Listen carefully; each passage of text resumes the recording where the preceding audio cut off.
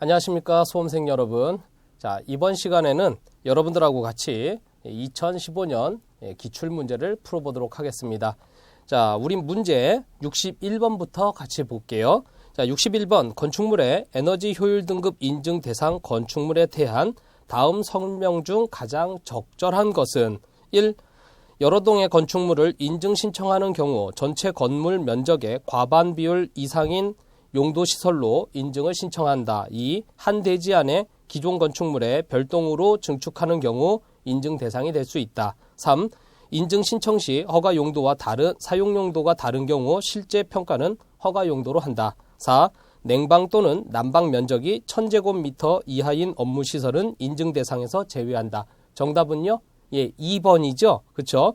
첫 번째 1번의 틀린 표현은 뭘까요?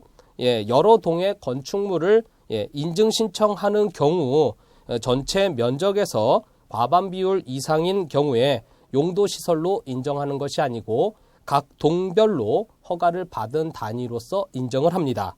다음에 3번이 틀린 내용은 실제 용도와 허가 용도가 다른 경우에는 사용 용도로 인증을 평가받고요. 그 다음에 4번의 경우는 1000제곱미터 이하인 경우가 아니고 500제곱미터 미만인 경우에는 제외가 되죠. 그 다음에 자, 우리가 또 한 가지 체크를 해둬야 되는 게 자, 에너지 효율 등급 인증 대상 건축물에서 동이 여러 동인 경우와 그 다음에 복합 용도인 경우 이 두 가지가 여러분들이 많이 헷갈립니다. 그래서 여러 동인 경우에는 동별로 따로 받으면 돼요.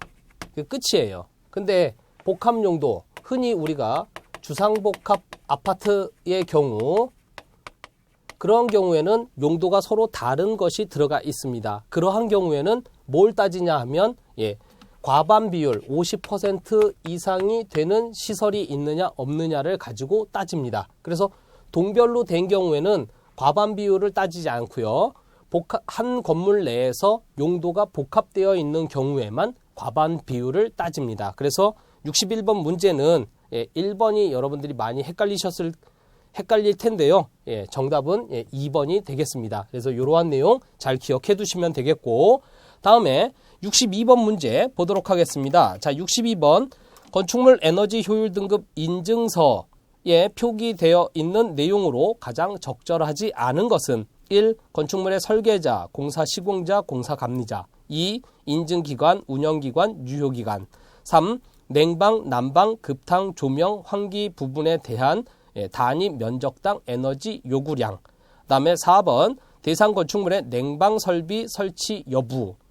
자, 이 문제에서 정답은 3번이 되겠습니다. 3번이 왜 틀린 표현이냐 하면, 자, 우리가 에너지 효율 등급 평가를 할 때 에너지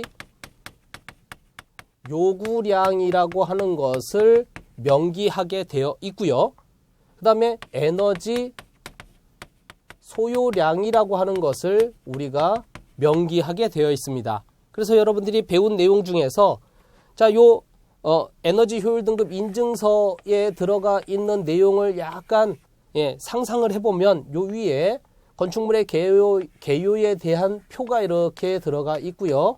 그 다음에 그 밑에 에너지를 얼마나 썼느냐 해가지고 여기에 이렇게 그 값들이 이렇게 나와 있고요. 다시 여기 밑에 표가 있는데 여기에 첫 번째, 두 번째, 세 번째, 네 번째 이렇게 칸이 나눠져 있는데 여기에 두 번째 칸에 써 있는 게 에너지 요구량이고요. 그래서 그 표 밑에 보니까 X표가 이렇게 되어 있어요. 그 항목이 뭐냐면 환기예요. 그다음 나머지 에너지 소요량, 그 다음에 1차 에너지 소요 계수를, 에너지 환산 계수를 적용하는 그 부분에서도 다른 부분에는 X자가 없어요. 그래서 에너지 요구량에서는 우리가 고려해야 되는 냉방, 난방, 급탕, 조명, 환기 중에서 환기 부분의 내용이 빠진 상태에서 기입이 들어가고요. 에너지 소요량을 우리가 쓸 때는 환기 부분에도 그 값을 쓰게 되어 있습니다. 그 다음에 여러분들이 자, 이 표를 아무리 상상을 해봐도 이게 냉방 설비가 설치되어 있는지 안 되어 있는지 나 기억이 안 나는데 그러면 요 표 바로 밑에 뭐라고 한 줄 되어 있냐면요. 본 건물에 냉방 설치 여부 표기를 하라고 되어 있습니다. 그래서 62번의 정답은 3번이 되고요. 에너지 요구량을 계산을 할 때는 환기가 제외가 되고 에너지 소요량을 평가를 할 때는 환기가 포함이 된다. 그거 꼭 좀 기억을 해 두셔야 되겠습니다. 자, 다음에 63번 문제 보도록 할게요. 자, 63번 건축물 에너지 효율 등급 인증 제도 운영 규정과 관련된 다음 설명 중 가장 적절한 것은 1. 열 발연원과 관련하여 인체 및 작업 보조 기기, 조명 기기에 의한 발열량을 제시되어 있다. 2.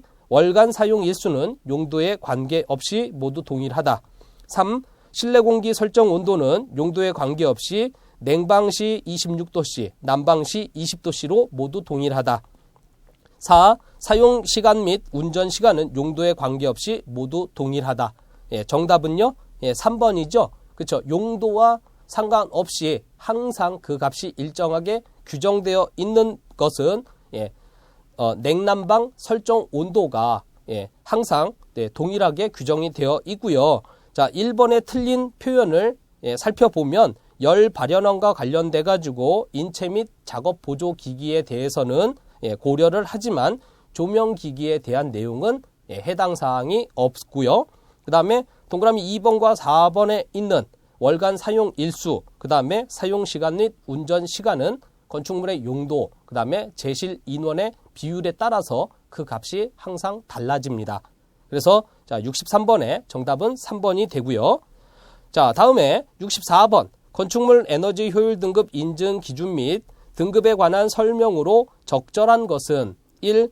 단위 면적당 1차 에너지 소요량은 냉방, 난방, 급탕, 조명, 환기 부문별 에너지 소요량을 건축물에 연면적으로 나누어 산출한다. 2. 최하위 등급 기준에 미달되는 건축물의 인증 등급은 최하위 등급으로 표기한다. 3. 1차 에너지 소요량이 140kW/h/제곱미터 연인 업무시설과 기숙사의 인증 등급은 서로 다르다. 4. 등급 산정의 기준이 되는 1차 에너지 소요량은 건축물 용도별 보정계수 및 1차 에너지 환산계수를 반영한 결과이다. 정답은요? 4번이죠. 맞는 표현이기 때문에 4번이 정답이고요. 그 다음에 1번이 틀린 표현은 자, 단위 면적당 1차 에너지 소요량을 계산을 할 때는 건축물의 연면적을 가지고 계산하는 것이 아니고 해당 용도의 바닥 면적을 가지고 그 값으로 나누어서 산출을 합니다. 그 다음에 동그라미 2번에 최하위 등급에 미달되는 건축물의 경우는 등급을 표기하지 않고요. 등외로 표기를 합니다. 그 다음에 3번에 자, 업무시설과 기숙사는 인증 등급이 서로 다르다. 물론 건축물의 용도별로 보면 업무시설과 그 다음에 기숙사는 서로 다른 용도예요. 그렇지만 자, 우리가 에너지 효율 등급 인증 기준에서는 기숙사가 공동주택에 해당하는 것이 아니고 업무시설하고 동일한 용도로 판별을 합니다. 그래서 업무시설과 기숙사는 인증 등급이 동일하다. 그렇게 체크를 해두시면 되겠습니다. 다음에 65번 문제 볼게요. 자, 65번 건축물의 에너지 절약 설계 기준 중 전기설비 부문의 용어에 대한 설명으로 옳지 않은 것은 1. 대기전력 저감형 도어폼이라 함은 세대 내의 실내기들 간의 호출 및 통화를 하는 기기를 말한다. 2. 전압 강화라 함은 인입 전압과 부하측 전압과의 차이를 말하며 저항이나 인덕턴스에 흐르는 전류에 의하여 강화하는 전압을 말한다. 3. 수용률이라 함은 부하 설비 용량 합계에 대한 최대 수용 전력의 백분율을 말한다. 4. 최대 수요 전력이라 함은 수용가에서 일정 기간 중 사용한 전력의 최대치를 말한다. 정답은요? 1번이죠. 그쵸? 대기전력 저감형 도어폰이라 함은 세대 내의 기기들 간의 호출을 하는 것이 아니고 세대 내의 기기와 실외 기기 간의 호출을 하는 장치가 바로 대기전력 저감형 도어폰입니다. 그렇게 체크를 해두시면 되겠습니다. 자, 다음 문제 볼게요. 66번 건축물의 에너지 절약 설계 기준에서 제시하는 용어의 설명으로 옳지 않은 것은 1. 외피라 함은 거실 또는 거실 내 공간을 둘러싸고 있는 벽, 지붕, 바닥, 창 및 문 등으로서 외기에 직접 또는 간접으로 면하는 부위를 말한다. 2. 방풍 구조라 함은 출입구에서 실내외 공기 교환에 의한 열 출입을 방지할 목적으로 설치하는 방풍실 또는 회전문 등을 설치하는 방식을 말한다. 3. 건축물 에너지 효율 등급 인증이라 함은 국토교통부와 산업통상자원부의 공동 부령인 건축물 에너지 효율 등급 인증에 관한 규칙에 따라 인증을 받은 것을 말한다. 4. 완화 기준이라 함은 건축법, 국토의 계획 및 이용에 관한 법률 및 지방자치단체 조례 등에서 정하는 조경 설치 면적, 건축물의 용적률 및 높이 제한 기준을 적용함에 있어 완화 적용할 수 있는 비율을 정한 기준을 말한다. 문구가 너무 길어가지고 뭔 말인지 모르겠죠. 정답은 1번입니다. 외피라고 하는 것은 벽이나 거실, 벽이나 지붕, 바닥, 창 및 문 등으로서 외기에 직접 또는 간접이 아니고 직접 접하는 부위를 우리가 외피라고 했습니다. 그래서 간접에 대한 표현이 틀린 표현이 되겠습니다. 다음에 67번 문제 보도록 할게요.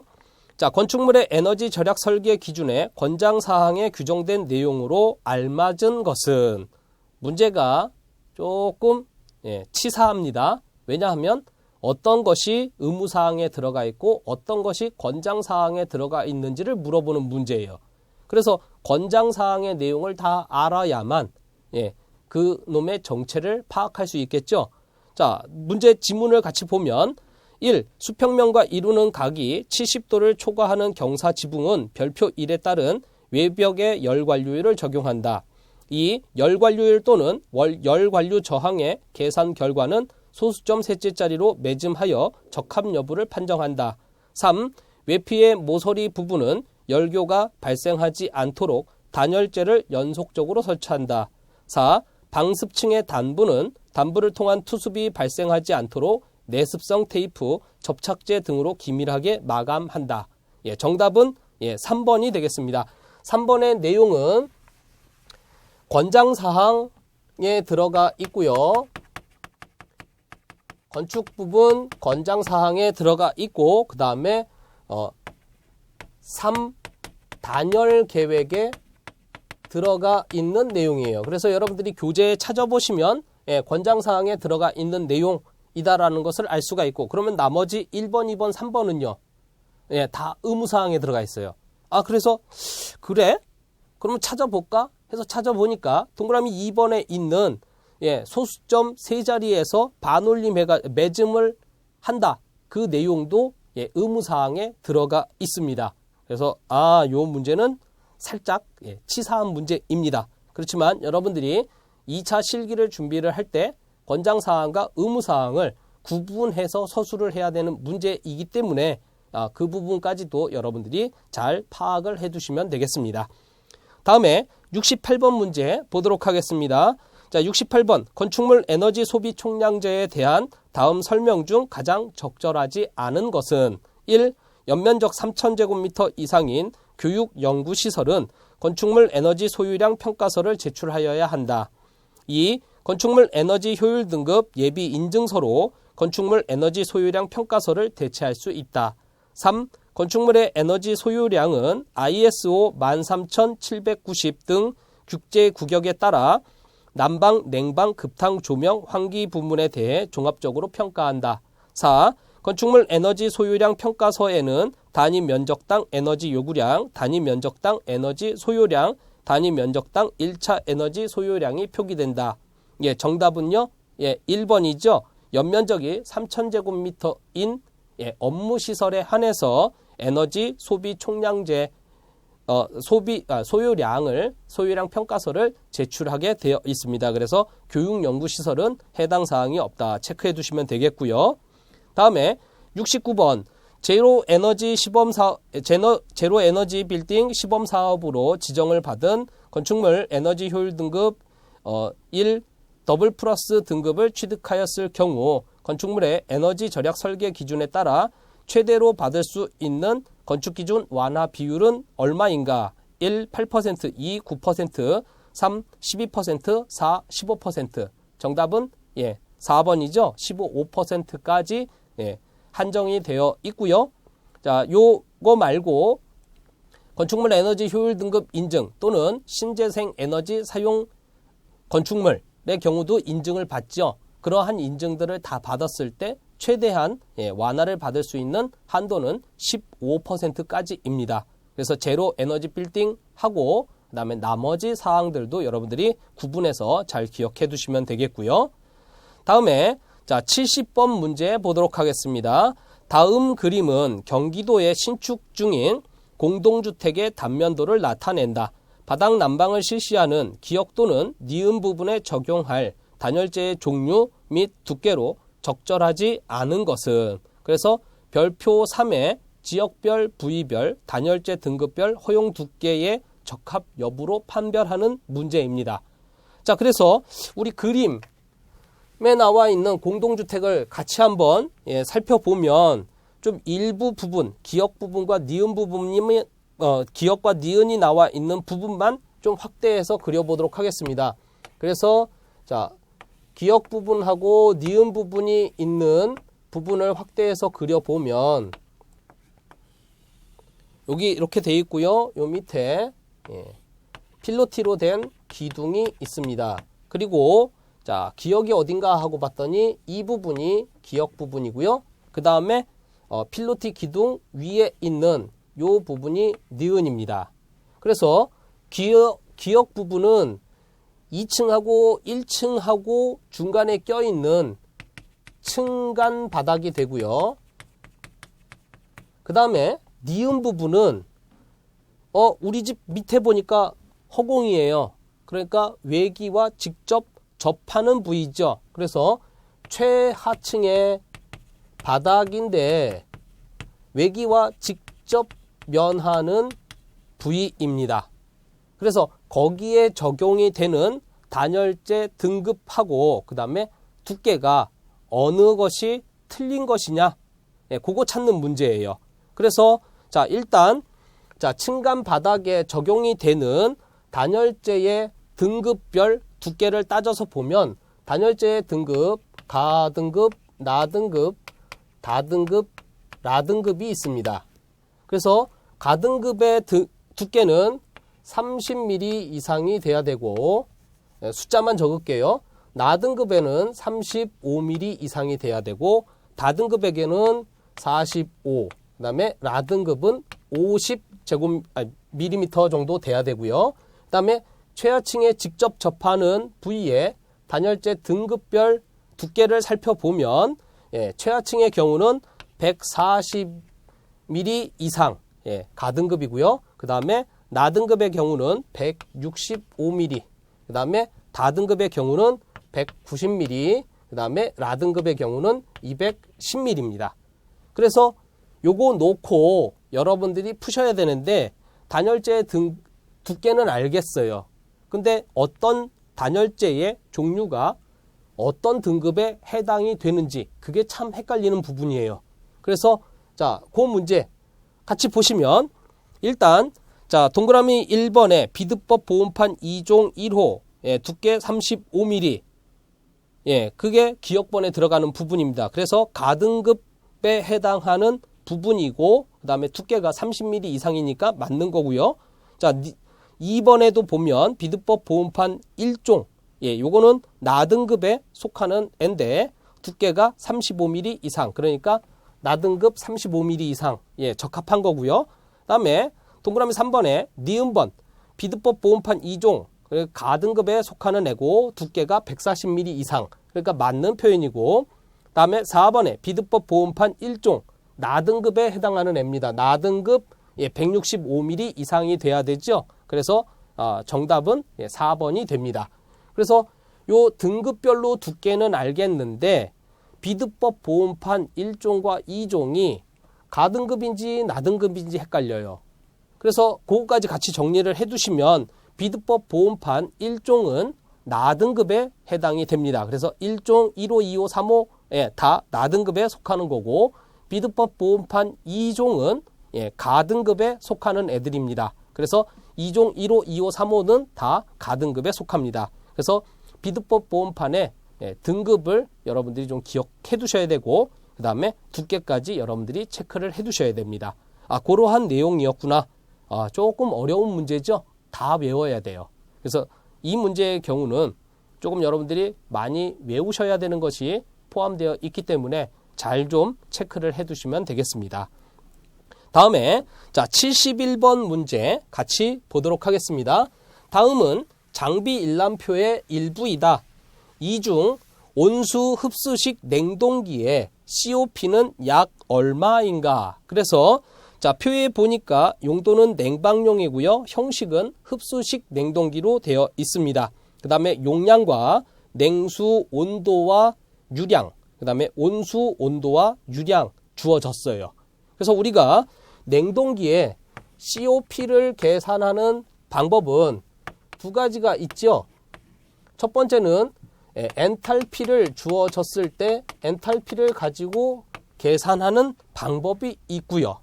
그 다음에 두 번째는 냉방 용량을 가지고 계산하는 방법이 있어요. 그래서 엔탈피의 경우는 엔탈피를 가지고 하는 것은 입출구 온도 차이를 가지고 계산하는 방법이고, 그 다음에 냉방 용량의 경우는 지금 71번 문제와 같이 여러분들이 실제 소요되는 냉방 용량과 그 다음에 소요 동력을 여러분들이 계산을 해가지고 푸는 문제예요. 그래서 이 문제는 첫 번째에 있는 유형에 속하는 것이 아니고 두 번째에 있는 유형에 속하는 문제이다. 체크해 두시면 되겠고요. 그래서 두 번째 냉방 용량, 즉 소요 동력을 가지고 계산하는 방법은 어떻게 계산을 하느냐? 소요 동력을 가지고 냉동 능력, 즉 우리 문제에서 주어진 용량, 냉방 용량을 계산하는 문제입니다. 그래서 냉동 능력은 527kW를 주어졌으니까 우리가 계산해야 되는 것은 소요 동력이에요. 그래서 소요 동력은 어떻게 계산하느냐? 소요 동력은요, 일단 여러분들이 냉동톤 계산하는 방법, 즉 열량 계산하는 방법 알고 있어야 되겠죠. 그래서 일단 보시면 온수의 유량, 그래서 온수의 유량 쭉 보니까 314 LPM 이렇게 돼 있어요. LPM이라고 하는 것은 리터 퍼 민 얘기하는 거죠. 1분당. 우리가 이 문제를 풀기 위해서는 LPM으로 되어 있는 것을 바꾸셔야 돼요. 뭘로 바꾸셔야 되냐면 리터 퍼 아워로 바꾸셔야 돼요. 그래서 분이 시간이 되려고 하면 이 314에다가 우리가 뭔 짓을 해야 됩니까? 곱하기 60을 해주셔야 돼요. 요거 모르면 틀리는 거예요. 요 문제는. 그래서 LPM의 단위를 리터 퍼 아워로 바꿔주셔야 된다. 그래서 314에다가 곱하기 60이 들어가 줬고, 거기다가 온수의 온도 차이, 그래서 95도 빼기 55도, 여기까지 하면 끝이냐? 그게 아니고, 우리가 온수를 대상으로 해서, 물을 대상으로 해서 계산하는 문제이기 때문에 뭘 곱해야 되냐면 물의 비열을 곱하셔야 돼요. 물의 비열이 얼마죠? 4.18 곱하셔도 되고, A 귀찮다 그러면 4.2를 곱하시면 됩니다. 그러고 나서 여기서 끝이냐? 여기서 끝이 아니고요. 이렇게 계산하면 단위가 뭘로 나오냐면 킬로줄로 나옵니다. 그렇죠? 얘가 4.2 킬로줄 퍼 킬로그램 K예요. 그렇죠? 그래요. 314는 리터 퍼 민이에요. 그래서 리터하고 킬로그램은 단위가 같죠? 그러니까 날리고 해서 남는 건 킬로줄입니다. 요 킬로줄을 킬로와트로 바꾸려면 뭔 짓을 해야 되느냐? 또 나누기 3600을 하셔야 돼요. 그래서 위에서 60이 곱해진 것은 분을 시간으로 바꾼 거고, 밑에 나누기 3600을 한 것은 킬로줄을 킬로와트로 바꾼 값입니다. 그래서 이렇게 계산을 하면 몇 킬로와트가 나오냐 하면 879.2kW가 나옵니다. 그래서 여기서 계산된 879.2를 여기다가 집어넣고 879.2kW로 나누어 주시면 냉동기의 COP는 얼마가 나오냐면 0.599 이렇게 나오는데 반올림해서 0.6 이렇게 계산을 하시면 되겠고요. 그 0.6을 지문상에서 찾아보니까 3번에 0.6 이렇게 돼 있네요. 그쵸? 예. 냉동기의 COP 계산하는 방법. 예. 그래서 3과목에서 설비 시스템에서는 주로 엔탈피를 가지고 계산하는 방법들이 주로 주된 문제로 나오고요. 요 4과목에서는 이렇게 냉동 능력과 소요 동력을 고려해서 COP를 계산하는 방법들이 주로 나오는 출제 유형입니다.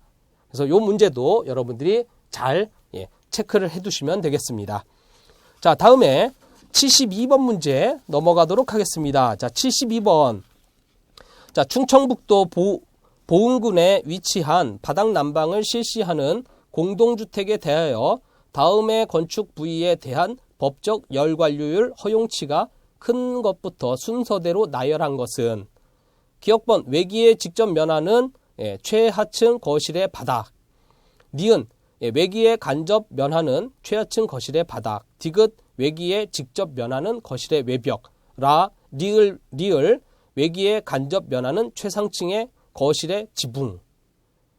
뭘 알으라는 얘기예요? 얘가 충청북도 보은군이 중부에 속하는지 남부에 속하는지 일단 그거 알아야 되고요. 두 번째는요. 실내외의 열 전달률을 알아야 됩니다. 그래서 실내는 항상 그 값이 일정한데 실외는 직접 면하느냐 간접 면하느냐에 따라서 값이 달라집니다. 그게 부위에 따라서 달라지죠. 그래서 이 문제를 풀기 위해서는 여러분들이 이 표를 기억하고 계셔야 돼요. 어떤 표냐 하면 자, 중부지방의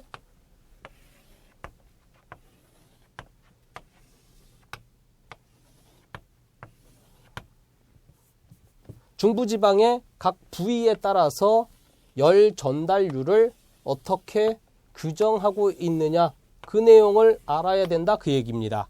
그래서 자 보면 첫 번째 들어가는 내용은 거실의 외벽 부분, 그 다음에 두 번째는 거실의 바닥 부분, 그 다음에 자 세 번째는 거실의 지붕 또는 반자 부분, 그 다음에 네 번째는 층간 바닥.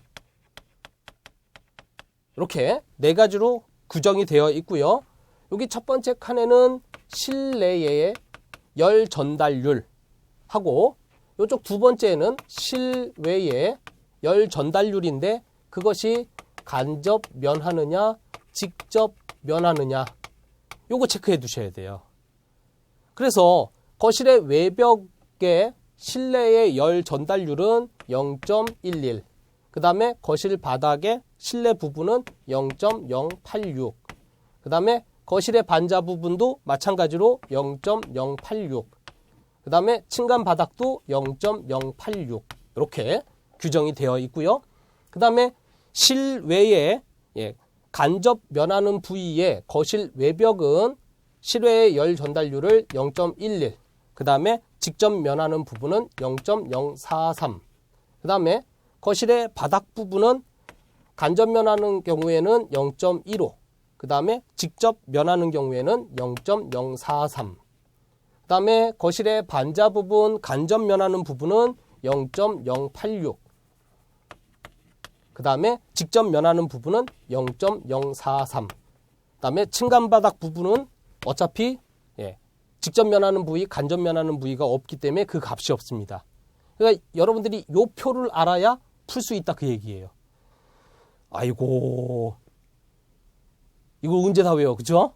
예. 그래서 여러분들이 요거는 반드시 기억을 좀 해두셔야 돼요. 그 값이 많기 때문에.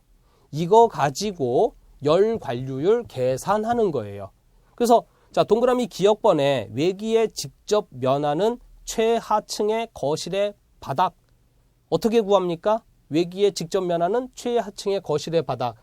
외기에 직접 면하는 거실의 바닥 얘기하는 거예요.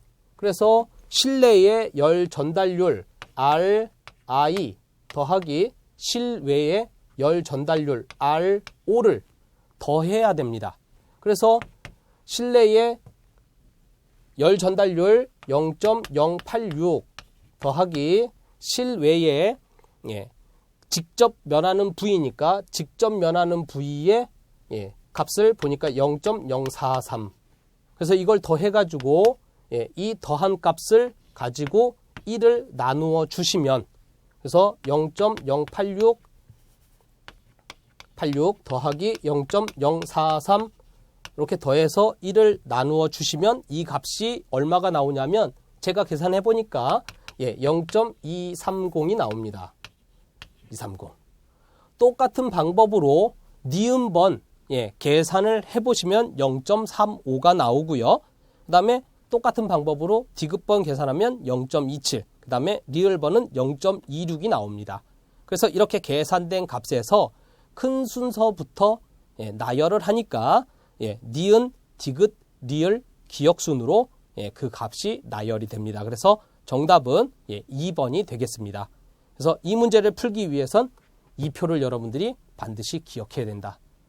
귀찮지만 외우셔야 돼요. 오케이. 요거 체크해 두시고 다음에 자 73번 문제 보도록 하겠습니다. 건축물의 에너지 절약 설계 기준에서 보일러의 효율의 기준이 되는 발열량을 맞게 나타낸 것은 1. 유류 보일러는 고위, 가스는 저위. 2. 유류는 고위, 가스는 고위. 3. 유류는 저위, 가스는 고위. 4. 유류는 저위, 가스는 저위. 정답은요? 3번이죠. 그렇죠. 유류 보일러인 경우에는 수증기의 잡열을 고려하지 않기 때문에 저위 발열량을 고려해서 계산하는 거고, 가스 보일러는 애가 생긴 것 자체가 기체이기 때문에 수증기의 잡열을 고려해야 됩니다. 그래서 고위 발열량으로 계산을 합니다. 그래서 정답은 3번이 되고요. 다음에 자 74번 문제 보도록 하겠습니다. 자 74번 건축물의 지붕, 외벽, 바닥의 재료 구성 및 두께가 동일하다라고 가정할 경우 건축물의 에너지 절약 설계 기준에 따라 열관료율 산출 결과가 가장 큰 것은 어떤 거고 가장 작은 것은 어떤 거냐. 그래서 이거는 뭘 갖고 푸는 거냐. 위에 나와 있는 아까 이 문제 가지고 푸는 거예요. 그래서 똑같은 방법으로 여러분들이 푸시면 되는데 자, 한 가지 헷갈리시면 안 되는 게 지붕하고 외벽하고 바닥하고 원래는 재료 구성이나 두께가 다 동일하진 않지요. 다 동일하다라고 가정을 하고 그러고서 열 전달률만 가지고 계산하는 거예요. 그러다 보니까 여러분들이 이 문제를 푸실 때 많이 헷갈립니다. 자, 그러니까 자, 요 표는 그대로 놔둔 상태에서 열 관료율을 계산하는 공식 어떻게 됐었죠? 열 관료율은 1 나누기 열 전달률 그 다음에 중간에 람다분의 D 그 다음에 이렇게 생겼어요. 그래서 지금 문제 조건에서 여기 D가 뭡니까? 재료의 두께. 요 람다는요? 재료의 열 전도율이죠. 그래서 이것이 다 동일하다고 놓고 그러니까 얘를 빼고 계산해라 그 얘기예요. 그래서 순수하게 열 전달률과 열 전달률만 가지고 계산했을 때 그랬을 때 어떤 값이 가장 크냐. 그래서 거기에 보시면 자 동그라미 기역번 외기에 직접 면하는 거실의 외벽. 자, 외기에 직접 면하는 거실의 외벽. 그러니까 실내의 열 전달률과 실외의 열 전달률 더해서 열 관료율 계산하시면 되는 거고요. 다음에 동그라미 니은번 외기에 간접 면하는 거실의 외벽. 그래서 거실의 외벽인데 외기에 간접 면한답니다. 그러니까 실내의 열 전달률하고 실외에 간접으로 면하는 부분 요거 값을 이용해서 푸시면 되고요. 다음에 세 번째 외기에 직접 면하는 최하층의 거실의 바닥. 그래서 최하층 거실의 거실의 바닥은 외기에 직접 면하는 거니까 0.086과 0.043을 가지고 푸시는 거고, 그 다음에 리을번에 외기에 간접 면하는 최상층의 거실의 지붕, 그래서 거실의 지붕인데 외기에 간접 면한다고 그랬습니다. 그래서 실내 열 전달률 0.086과 그 다음에 간접 면하는 부분에 실외 열 전달률 0.086을 가지고 계산을 하시는 겁니다. 그래서 각각을 그렇게 실내와 그 다음에 직접 간접 구분해서 계산을 하면 동그라미 기억번은 열 관류율이 얼마가 나오냐면 6.536 이렇게 나오고요. 기억번 열 관류율은 6.536 이렇게 나오고, 니은번은 그렇게 계산했더니 4.545 이렇게 나오고, 디귿번은 7.752, 그 다음에 리을번은 5.810 이렇게 나옵니다. 그래서 자, 이렇게 계산된 값에서 가장 큰 게 어떤 거예요? 동그라미 디귿번. 이게 가장 큰 값이고, 그 다음에 가장 작은 값은요, 동그라미 니은번. 동그라미 니은번의 조건이 어떻게 됐죠? 외기에 간접 면하는 거실의 외벽. 그 다음에 가장 큰 거, 동그라미 디귿번은 외기에 직접 면하는 최하층의 거실의 바닥. 요 두 가지가 정답입니다. 그래서 3번이 정답이 되겠습니다. 요것도 조금 어려운 문제죠. 큰 값과 작은 값을 가지고 계산하는 거예요. 그래서 이 표를 여러분들이 못 외우시면 두 문제 이미 날라갔습니다. 그쵸? 72번 문제와 74번 문제 날라갑니다. 그래서 요 표를 반드시 기억을 해 두셔야 되겠습니다. 자, 다음에 75번 문제 보도록 하겠습니다. 용량 3kW 효율 58%의 급기 송풍기 2대와 용량 1kW 효율 56%의 환기 송풍기 4대를 사용하는 경우 아래의 표를 이용해 가지고 기계 설비 부분에서 획득할 수 있는 점수를 계산해라. 그래서 우리가 요 문제의 경우는 용량 가중 평균 배점을 계산해야 되는 문제입니다. 그래서 용량 가중 평균을 계산을 하기 위해서는 용량 가중 평균 배점 공식을 알고 계셔야 되죠. 그래서 용량 가중 평균 배점을 계산을 할 때는 어떻게 계산합니까? 용량에다가 곱하기 설치 대수 곱하기 효율, 요걸 각각의 종류에 따라서 다 합산을 해 주시고요. 그 다음에 분모에 들어가는 것은 전체 용량을 가지고 나누어 주시면 가중평균 배점이 계산이 됩니다. 그래서 요거대로 우리가 집어넣어서 계산을 해보면 일단 첫 번째 급기 송풍기의 용량은 3kW고요. 그 다음에 설치되어 있는 대수는 2대. 그 다음에 효율이 얼마냐 그랬더니 58%. 그래서 58%. 그래서 0.58 이렇게 집어넣으시면 안 돼요. 이렇게 넣으면 답이 안 나와요. 그러니까 요 위에 공식에서 다시 요걸 변형을 해보면 자, 요 효율에 해당하는 배점을 집어넣어 주셔야 돼요. 그래서 급기 송풍기에 효율이 58%인 경우에는 그 아래 표에 보니까 몇 점이랍니까? 배점이 0.9점이에요. 그래서 요 효율에 해당하는 배점을 집어넣으셔야 돼요. 그래서 여기 수정하시면 곱하기 0.9 이렇게 되고요. 그 다음에 자, 환기 송풍기 4대. 환기 송풍기의 용량은 1kW고 설치되어 있는 대수는 4대. 그런데 이놈의 효율이 56%. 그래서 아래에 있는 표에서 배점을 찾아보면 56%는 0.8점입니다. 그래서 0.8. 그 다음에 전체 용량은 어떻게 됩니까? 3kW짜리 3kW짜리 2대니까 6, 그 다음에 1kW짜리 4대니까 10kW죠. 그렇죠? 10kW로 나누어 주시면 그 배점이 얼마가 나오느냐? 0.86점이 나옵니다. 이렇게. 자, 이 문제를 푸는데 요거하고 비슷한 문제가 있어요. 무슨 문제냐면 용량 가중 평균 효율을 구하세요. 용량 가중 평균 효율을 구하세요. 그러면 아까 여기 공식에서 배점 대신 효율이 들어가는 거고요. 만약에 용량 가중 평균 배점을 계산하세요. 그러면 효율 대신 그 효율이 나타내는 배점 값을 대입해서 풀어주셔야 되는 겁니다. 그래서 두 가지 유형 중에서 자, 이 문제는 배점을 계산하는 문제다. 그렇게 잘 기억해 두시고요. 다음에 76번 문제로 가도록 하겠습니다. 자, 76번. 전력 피크 부하를 줄이기 위한 에너지 성능 지표 기계설비 부문 11번 항목에 해당하는 냉방 방식을 모두 나타낸 것은. 그래서 기억 지역 냉방, 니은 가스 이용 냉방, 3 디귿 유류 이용 냉방, 리을 소형 열병합 냉방, 미음 축냉식 전기 냉방, 비읍 신재생 에너지 이용 냉방.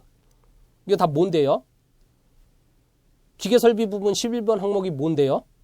전기 냉방을, 전기를 대체하는 냉방 방식을 쓰는 경우에 배점을 주겠다 하는 항목이에요. 그래서 전기를 사용하지 않는 냉방 방식에 포함되는 것들이 어떤 것이냐. 그래서 동그라미 기억번에서부터 비읍번까지 6개 모두가 다 전기를 사용하지 않는 거죠. 그래서 정답은 4번. 그래서 6개, 4개 내용이 다 들어간 것은 동그라미 4번이 정답이 되겠습니다. 다음에 자, 77번 문제. 건축물의 에너지 절약 설계 기준에 에너지 성능 지표 전기 설비 부문 항목 중 기본 배점이 가장 큰 항목은. 야, 또 어려운 문제 나왔어요. 여러분들이 전기 설비 부문의 에너지 성능 지표에서 건축물의 용도에 따라서 또 건축물의 면적에 따라서 기본 배점이 주어지는데 그 값 중에서 가장 큰 거 찾으랍니다. 아이고야. 하나씩 살펴볼게요. 자, 동그라미 1번에 간선의 전압 강화율, 동그라미 2번 역률 자동 조절 장치 채택, 3 대기전력 자동 차단 콘센트 설치 비율, 4 고효율 에너지 기자재 인증 LED 조명기구의 전력 비율. 어떤 게 큰지 모르겠죠? 자, 간선의 전압 강화율은 기본 배점이 1점으로 규정이 되어 있고요. 그 다음에 역률 자동 조절 장치를 채택하는 경우에 1점이 주어져 있습니다. 그 다음에 대기전력 자동 차단 콘센트를 설치를 하는 경우에는 2점의 배점이 주어지고요. 그 다음에 LED 조명기구를 쓰는 경우에 4점의 배점 기준이 정해져 있습니다. 그래서 지금 이 77번의 정답은 4번의 LED 조명기구의 전력 비율, 그것이 정답이 되겠습니다. 그래서 4번 체크를 해두시고요. 다음에 78번 문제 보도록 하겠습니다. 아래 그림과 같이 차양장치가 적용된 건축물에 대하여 에너지 성능 지표를 검토할 경우 배점 산정을 위한 차양장치 설치 비율로 적절한 것은. 그래서 단 각각의 창 및 가동형 차양 면적은 모두 동일하다. 그래서 창이나 그 다음에 차양이 설치되어 있는 조건이 모두 동일하다라고 했을 때 아래 표를 이용해서 문제를 풀어라 그 얘기입니다. 자, 일단 그림 나와 있는 거 좀 체크를 해보면요. 자, 우리 도면상에서 이렇게 생겨 먹은 공간이 있는데 거기에 면에서 창문이 4군데에 설치가 되어 있습니다. 그리고 나서 방위를 살펴봤더니 방위가 이렇게 아래쪽이 정남쪽에 면하는 부분이에요. 자, 우리가 이 차양장치 설치 비율을 계산을 할 때 4개의 방위 중에서 어디만 고려하느냐? 남쪽과 그다음에 서쪽만 고려하면 되죠. 동쪽하고 북쪽은 전혀 고려 대상이 아닙니다. 그래서 남쪽과 서쪽 부분에 각각의 성질들을 알아야 돼요. 그래서 거기 보니까 표를 보시면 태양열 취득률 나와 있습니다. 그래서 유리의 외측에 설치된 거, 유리와 유리 사이에 설치된 거, 그 다음에 유리 내측에 설치된 거, 그래서 각각의 표에서 찾아보시면 돼요. 그래서 일단 남측에 설치되어 있는 차양시설 보니까 유리 내측에 설치되어 있는 가동형 차양이에요. 그놈의 값이 얼마죠? 예, 유리 내측에 설치되어 있으니까 0.88. 요게 태양열 취득 유리 되고요. 그 다음에 서쪽에 있는 거 조건을 봤더니 유리의 외측에 가동형 차양이 설치되어 있는 값입니다. 그래서 유리 외측에 설치되어 있는 것의 조건을 표에서 찾아보니까 0.34 이렇게 되어 있어요. 자, 그러면 우리가 차양 장치의 설치 비율을 계산을 할 때는 0.34와 0.88 모두 고려하느냐? 아니죠. 예, 우리 에너지 성능 지표상에서 보시면 태양열 취득률이 0.6 이하인 거에 대해서만 계산하게 되어 있습니다. 그렇죠? 그러면 0.6 이하가 어떤 거예요? 외측에 가동형 차양을 설치한 경우 요거 하나만 해당이 되죠. 그 다음에 창의 면적이나 차양 장치의 성능은 동일하다 그랬으니까, 자, 그래서 두 개 중에 하나만 고려해야 돼요. 그럼 몇 퍼센트예요? 반반이니까 50%죠. 별로 어렵지도 않은 거예요. 근데 말을 이상하게 꼬아놔가지고 여러분들이 헷갈린 겁니다. 자, 그래서 여러분들이 두 개 중에 남쪽과 서쪽 중에 서쪽이 해당이 되기 때문에 50%다. 그렇게 체크해 주시면 되겠고, 자, 이게 100%가 된다라고 지문 4번에 나와 있어요. 뭘 모르면 100%를 찍냐 하면 태양열 취득률이 0.6 이하인 것만 고려하는 것을 모르시면 그러면 답이 100%가 나오는 거예요. 그래서 요거까지 여러분들이 잘 기억해 두셔야 됩니다. 그래서 표를 이용하는 방식이기 때문에 여러분들이 특별히 계산할 건 없고, 다만 태양열 취득률에 대한 조건들을 여러분들이 알고 있어야 풀 수 있는 내용이에요. 굉장히 쉬운데 까딱 잘못하면 못 푸는 문제가 됩니다. 자, 오케이. 그 정도 체크해 두시고요. 다음에 79번 문제 보도록 하겠습니다. 자, 79번 문제. 에너지 성능 지표 중 신재생 설비 부문의 설명으로 가장 적절하지 않은 것은 1. 전체 난방 설비 용량에 대한 신재생 에너지 용량은 2%, 의무화 대상 건축물은 4%. 2. 전체 냉방 설비 용량에 대한 신재생 에너지 용량 비율 2%, 의무화 대상 4%. 3. 전체 급탕 설비 용량에 대한 신재생 에너지 용량 10%, 의무화 대상 건축물 15%. 4. 전체 조명 설비 용량에 대한 신재생 에너지 용량 비율 2%, 의무화 대상 건축물 4%. 정답은요? 퍼센트로 봤을 때는 틀린 게 없어요. 다만 거기 동그라미 4번에 보시면 조명 설비 용량에 대해서 이렇게 돼 있죠. 그게 아니고 전기 설비 용량이죠. 조명이 아니고 전기 설비 용량입니다. 그래서 자, 동그라미 1번, 2번, 3번, 4번에서 4번이 정답이다. 체크해 두시고, 다음에 마지막 80번 문제 풀어보도록 하겠습니다.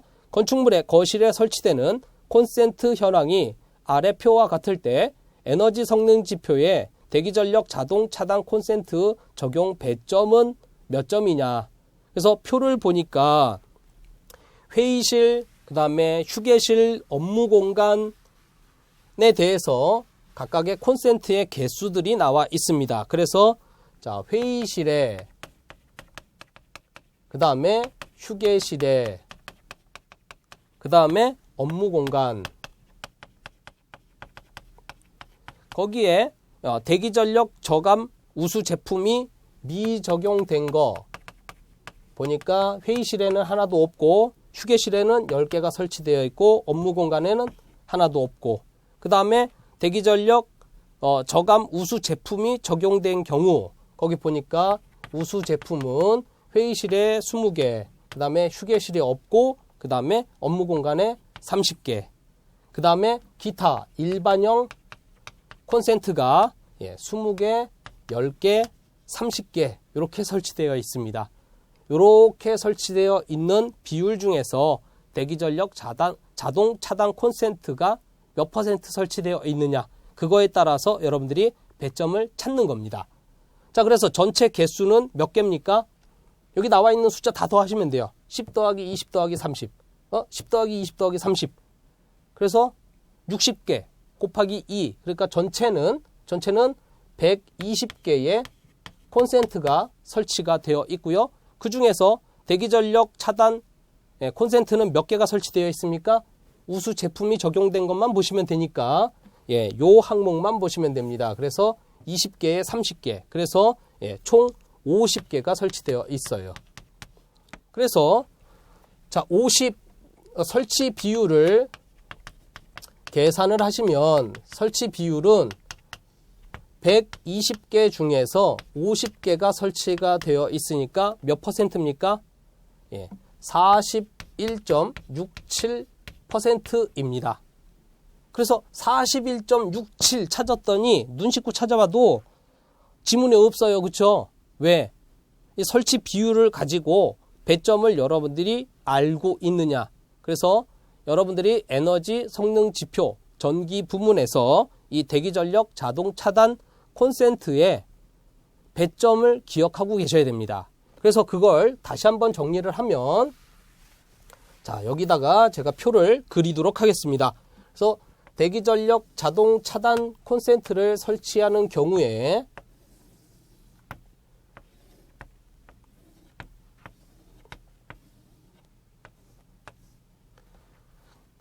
배점이 1점이 되는 기준, 그 다음에 0.9점이 되는 기준, 0.8점이 되는 기준, 그 다음에 0.7점이 되는 기준, 그 다음에 0.6점이 되는 기준. 그래서 1점이 되는 기준은 80% 이상의 적용 비율이 나오는 경우, 그 다음에 0.6점이 되는 경우에는 40에서 50% 비율이 나오는 경우. 그러면 중간에 0.9, 0.8, 0.7은 중간에 70에서 80. 그 다음에 얘는요, 60에서 70. 그 다음에 얘는 50에서 60. 요 범위겠죠? 자, 그 중에 우리가 계산한 거 설치 비율 41.67%니까 몇 점에 해당이 됩니까? 0.6점에 해당이 되죠? 이 문제도 그냥 설치 비율을 계산하세요. 그러면 간단한 문제인데, 문제는 여러분들이 에너지 성능 지표상에서 배점을 퍼센트에 따라서 알고 계셔야 돼요. 야, 이것도 외워야 되는구나. 그래서 굉장히 어려운 문제고요. 중요한 문제입니다. 그래서 설치 비율 계산하는 방법, 그 다음에 배점을 평가하는 방법, 그거 잘 기억을 해두시면 되겠습니다. 자, 이상으로 여러분들하고 2015년 건축물 에너지 평가사 제4과목에 대해서 기출문제를 같이 풀어보았습니다. 자, 수고하셨습니다.